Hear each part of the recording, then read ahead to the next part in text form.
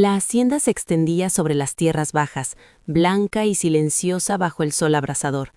Sebastián observaba desde su porche los campos de caña ondulando como un mar. El calor caía sin piedad, envolviendo todo en un aire pesado que costaba respirar. La casa de Sebastián era humilde, de adobe y tejas, lejos del lujo de otros hacendados. Vivía solo, rodeado de campos interminables y un silencio que pesaba más que cualquier carga. Había comprado esas tierras años atrás, con esfuerzo y sacrificio.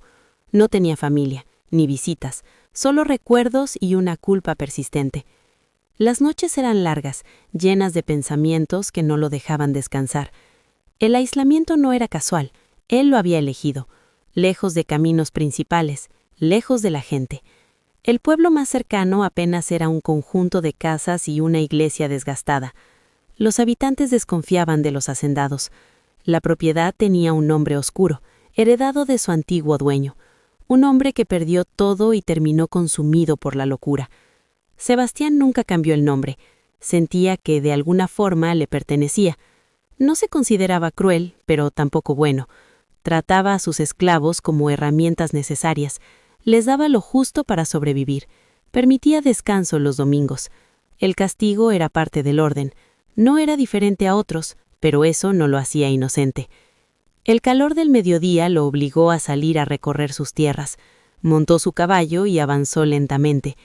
Había rumores de esclavos fugitivos en la zona. No le preocupaban los robos, sino la presencia.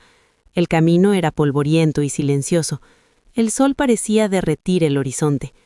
Entonces la vio, una figura tambaleante en la distancia. Pensó que era un espejismo, pero al acercarse comprendió que era real. Una mujer caminaba con dificultad, alta, más de lo normal. Sus pasos eran pesados, arrastrados. Vestía ropa rota y manchada. Sus pies descalzos dejaban huellas de sangre. Su piel estaba cubierta de cicatrices, su cabello corto y descuidado, pero sus ojos eran lo más inquietante, vacíos, sin vida, como si ya no quedara nada dentro. No reaccionó al verlo, siguió caminando, ajena a todo. Sebastián dudó. Podía ignorarla y seguir su camino. No era su problema. Tal vez era una fugitiva. Ayudarla podría traer problemas. Pero algo lo detuvo. Desmontó lentamente. Se acercó con cuidado. Le habló pero no respondió. Ella apenas podía mantenerse en pie. Sus labios se movían sin sonido. Estaba deshidratada. De pronto cayó de rodillas, sin intentar protegerse, como si ya no tuviera fuerzas. Sebastián se quedó inmóvil. Su mente le decía que se fuera, pero no pudo. Regresó por agua, se arrodilló junto a ella. Le levantó la cabeza, le ofreció la cantimplora. Al principio no reaccionó. Luego, lentamente, bebió. Y de pronto con desesperación. Agarró el agua con fuerza. Bebió como si su vida dependiera de ello. El agua caía por su rostro. Sebastián tuvo que detenerla. Ella tosió con violencia. Sus ojos parpadearon. Por primera vez lo miró. Agradeció en voz baja. Sebastián no supo qué decir. El silencio volvió. No sabía qué hacer con ella. No podía dejarla ahí, pero tampoco llevarla consigo. Le preguntó de dónde venía. Ella respondió de forma extraña. Intentó levantarse. Sus piernas fallaron otra vez. Él la sostuvo. Su cuerpo era pesado, más de lo que parecía. Le ofreció ayuda, refugio por una noche. Ella dudó. No confiaba. Era lógico. Él insistió, prometió no entregarla, solo descanso, nada más. Ella preguntó por qué. Él no tenía una respuesta clara. Tal vez culpa, tal vez cansancio, tal vez humanidad. Finalmente aceptó. Una sola noche. La ayudó a subir al caballo. Él caminó a su lado. El sol comenzaba a caer. El cielo se teñía de rojo. Le preguntó su nombre. Ella respondió Yemayá. Dijo que era el nombre que le dieron. Su nombre real había quedado atrás, en otro tiempo, en otra vida. Caminaron en silencio. El sonido de los pasos llenaba el aire. Llegaron a la hacienda al atardecer. Los trabajadores regresaban a sus barracones. Miraron con curiosidad, pero nadie habló. El silencio era costumbre. Sebastián la llevó a su casa. Era la primera vez que hacía algo así. La sentó en la cocina. Encendió el fuego. Preparó comida sencilla. Ella comió despacio, como si su cuerpo hubiera olvidado cómo hacerlo. Él limpió sus heridas, con cuidado. Ella soportó el dolor. Le preguntó cuánto tiempo llevaba huyendo. Respondió sin certeza. Días que se sentían eternos. Le preguntó de dónde venía. Ella respondió, de un lugar que dejaba cicatrices.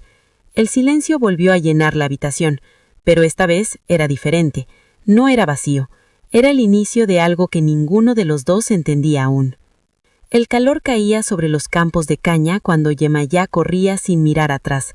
Sus pies descalzos golpeaban la tierra seca, dejando huellas que el viento pronto borraba. Detrás de ella quedaban los gritos, los látigos, las órdenes llenas de odio. No se detuvo cuando sintió la sangre en la espalda. No se detuvo cuando el cansancio la hizo tambalear. Solo cuando el silencio reemplazó los gritos, se permitió caer. Sebastián la encontró al amanecer, casi sin vida. Al principio pensó que era un cadáver abandonado, pero entonces vio cómo su pecho subía y bajaba débilmente. Dudó. Miró alrededor como si alguien pudiera estar observándolo. Sabía lo que significaba ayudarla. Aún así la cargó. Su peso era mayor de lo que esperaba. Era fuerte, incluso herida. La llevó a su pequeña casa sin decir una palabra. La dejó sobre una mesa de madera. El agua fría tocó su piel y ella se estremeció. Sus ojos se abrieron de golpe. Había miedo en ellos, pero también fuego. Sebastián retrocedió un paso. No estaba acostumbrado a esa mirada. Ella intentó levantarse. El dolor la obligó a quedarse. Él levantó las manos, mostrando que no quería hacerle daño. El silencio entre ellos fue largo. Finalmente ella habló. Su voz era áspera, pero firme. Dijo su nombre, Yemayá. Él asintió sin responder. No necesitaban más palabras. Le dio agua. Ella bebió como si fuera lo único real en el mundo. Cada sorbo parecía devolverle vida. Luego vino la comida. Pan duro, pero suficiente. Ella no se quejó. Nunca se quejó. Sebastián limpió sus heridas con cuidado. Había visto heridas antes, pero éstas contaban una historia diferente. Una historia de castigo, no de accidente. No preguntó demasiado. Sabía lo suficiente. Le ofreció una camisa limpia. Le quedaba justa. Aún así la aceptó con dignidad. La habitación era pequeña, pero era un refugio. Ella cerró la puerta detrás de sí. Sebastián se quedó en la cocina. El fuego crepitaba lentamente. Pensó en lo que había hecho. Sabía que era peligroso. Sabía que podía perderlo todo. Aún así no se arrepentía. Se acostó en su hamaca. El techo de madera crujía con el viento. Esa noche durmió diferente, más tranquilo. Pero no estaba solo en esa historia. En la oscuridad, otros ojos habían visto. Los esclavos de los barracones susurraban. Habían visto a la mujer. Habían visto cómo el patrón no la rechazó. Eso era extraño. Eso era importante. Tomás habló primero. Su voz era baja pero firme. Dijo que algo había cambiado. Juana recordó su mirada. No era la de una víctima. Era la de alguien que no se rendía. Pablo estaba asombrado. Nunca había visto a alguien así. Belén escuchaba en silencio. Cuando habló, todos callaron. Dijo el nombre otra vez. Yemayá. Ese nombre significaba algo antiguo, algo poderoso. Habló de historias olvidadas, de dioses que cruzaron el océano en la memoria, de una madre que protegía a los suyos. Los demás sintieron un escalofrío. No sabían si creer, pero querían creer. Esa noche la esperanza nació en susurros. Al amanecer, Sebastián despertó. Fue directo a la habitación. La encontró vacía. La cama estaba ordenada, la camisa doblada. Se había ido sin ruido. Sintió alivio y también algo más, una ausencia. Preparó su desayuno como siempre. Todo parecía normal, hasta que salió al porche. Entonces lo vio. Figuras en el horizonte, muchas figuras, quietas, observando. Su corazón se aceleró. No eran viajeros, no eran trabajadores, eran esclavos, decenas, luego cientos. Formaban una línea perfecta. El miedo lo paralizó. Reconoció rostros entre ellos. Algunos eran suyos, otros no, pero todos miraban igual, con intención. Y al frente estaba ella, Yemayá, más fuerte, más viva, más imponente. Caminó hacia él. La multitud se movió con ella, como una sola entidad. Sebastián no huyó, no pudo. Cuando se detuvo frente a él, el silencio pesaba. Ella habló, lo llamó por su nombre. Eso lo sorprendió, más que la multitud. Le recordó su acto de bondad. Cada palabra era clara, cada palabra era firme. Dijo que no lo había olvidado. Dijo que ese gesto había viajado lejos, muy lejos. Dijo que otros habían escuchado, que otros habían respondido. Señaló a la multitud. Eran de muchas haciendas. Muchos habían huido. Muchos lo habían arriesgado todo, por una idea, por una posibilidad. Sebastián no entendía, o no quería entender. Preguntó si era una rebelión. Ella no respondió directamente. Dijo que era una elección, una oportunidad, un camino diferente. Podía unirse o podía quedarse atrás, pero nada volvería a ser igual. Sebastián miró a su alrededor, vio miedo, pero también vio esperanza. Eso era nuevo, eso era peligroso, eso era poderoso. Y por primera vez en años dudó de todo. Era una sonrisa que iluminaba su rostro, revelando a la mujer que pudo haber sido antes de que la esclavitud la rompiera. Habló de comida, refugio y caminos seguros entre montañas y costa, como dibujara un mapa invisible.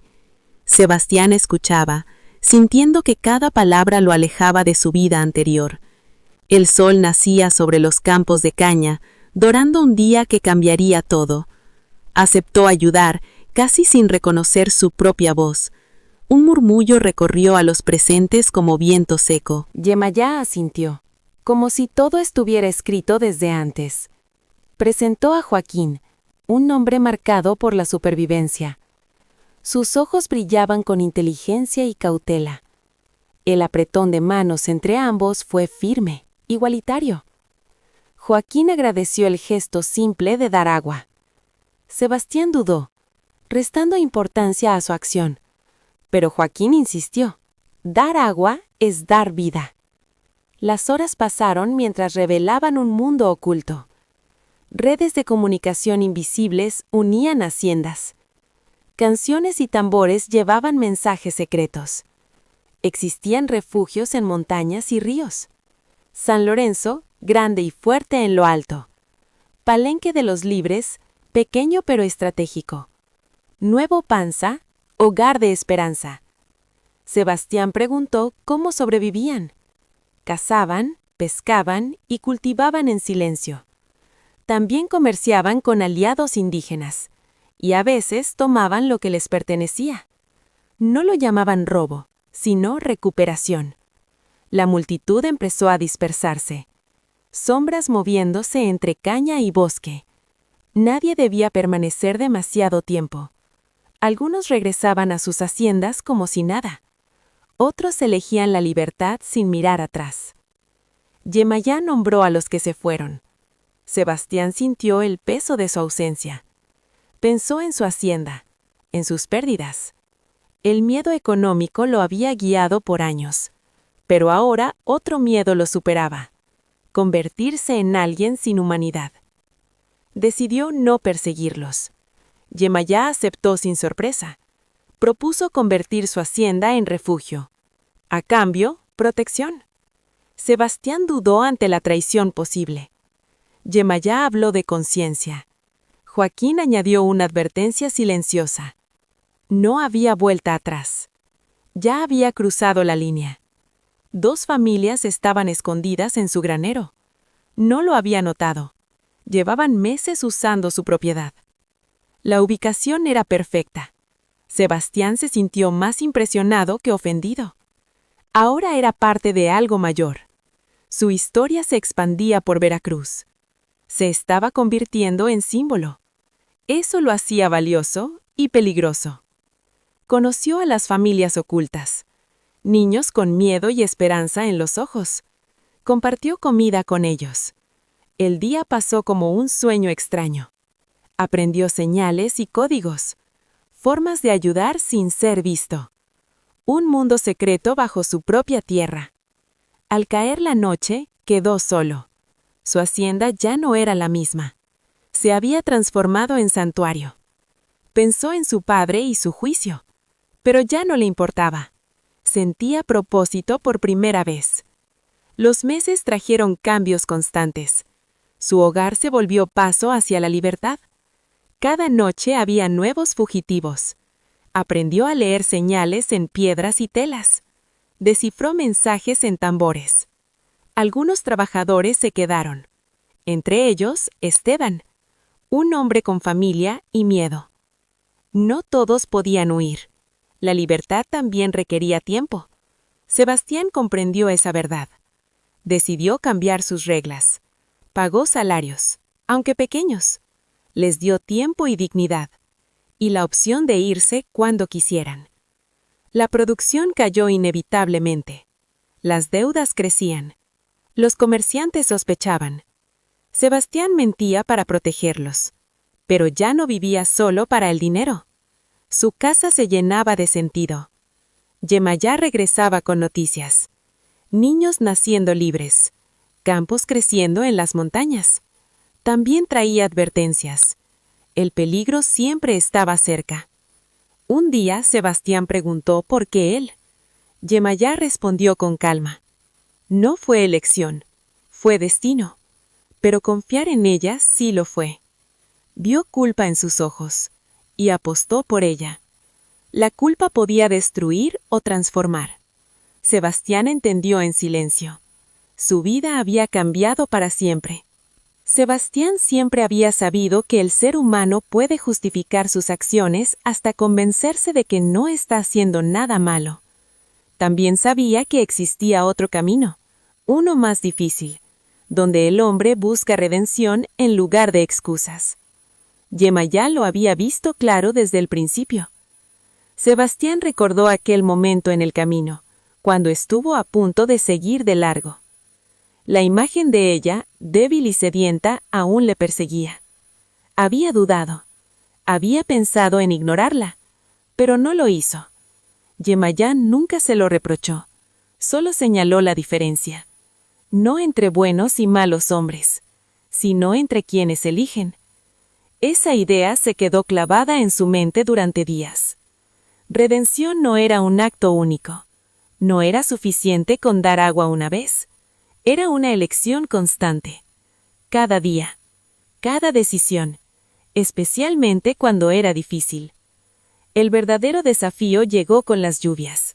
Los caminos se volvieron barro. El aire se volvió pesado, y la fiebre amarilla comenzó a expandirse. Una tarde, un grupo de fugitivos llegó al despiadado. Eran 15, agotados, hambrientos, desesperados. 3 de ellos estaban gravemente enfermos. Sus cuerpos temblaban, sus ojos estaban apagados. Sebastián entendió el peligro de inmediato. Podía perderlo todo. Podía morir. Todos podían morir. Pensó en rechazarlos. Pensó en cerrarles la puerta. Pero vio a los niños y no pudo hacerlo. Transformó su granero en un refugio. Un hospital improvisado. El aire se llenó de miedo y esperanza. Esteban ayudó sin dudar. Había sobrevivido antes. Sabía lo que hacía. Encendieron hierbas, rezaron, esperaron. La muerte llegó silenciosa. Un hombre cayó primero. Luego una joven. Sus últimas palabras nadie las entendió. Los enterraron en secreto. Sin nombres, sin marcas, solo tierra y silencio. Pero el tercero sobrevivió. Un niño, Francisco. Pequeño, Frágil, fuerte. Luchó durante días, y una mañana abrió los ojos. Su madre lloró. Sebastián también. Esa noche algo cambió dentro de él. Ya no era culpa. Ya no era redención. Era algo más profundo. Le importaban, de verdad. El peligro llegó poco después. Soldados, uniformes, miradas frías. El capitán Mendoza lideraba. Su voz era educada, pero cortante. Buscaban respuestas. Sospechaban. Sebastián mintió. Mantuvo la calma. Escondió el miedo. Cada palabra era un riesgo. Mendoza observaba todo. Nada escapaba a sus ojos. El granero, los caminos, los rostros. Sebastián sentía su corazón golpear. Demasiado fuerte, demasiado evidente, pero no cedió. Mendoza mencionó a Tomás.